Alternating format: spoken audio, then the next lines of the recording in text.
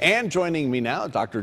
John Calhoun, a political science professor at Palm Beach Atlantic University, sometimes known as Jack. Good to see you again. Thank you for joining us. We've done this several times in the past. Now, we discussed Hillary Clinton the last half hour with Holony. Let's focus on Donald Trump for a moment. What does he need to do tonight to get voters on his side?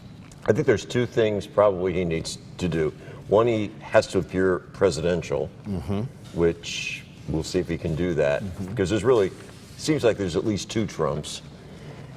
He has to rein in the impulse to, a lot of times he goes by his impulses or by his emotions, and if he does that, and some people were saying earlier today that if it goes 90 minutes, when he gets to about minute 60 or 70, he may lose control. So he's got to keep control.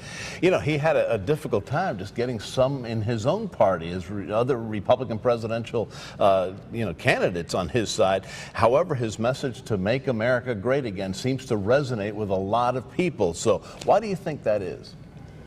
Well, I think he had trouble with the Republican establishment. I have a student of mine who was an assistant secretary of Health and Human Resources under Bush.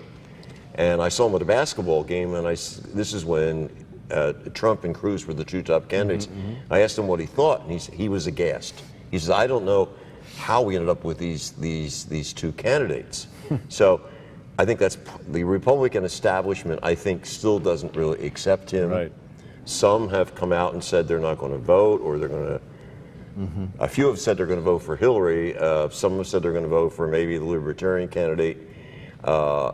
Because he's so unorthodox. The other part of it is the conservatives aren't quite sure about how conservative he really is, because in the past he's actually been a Democrat, and he's sort of switched his position on abortion, he switched his position on some other things. So they're not real confident that he'll stick with the conservative. Jack, this is a debate here that we could have for quite a while. That's right. You know, we need another 15, 20 minutes anyway to discuss all this, but we're going to have to leave it there because of time constraints. But thank you. We'll check back in with you as the weeks go on. 6 weeks left until we go to the polls. Jack Calhoun from PBAU, thank you for joining us today.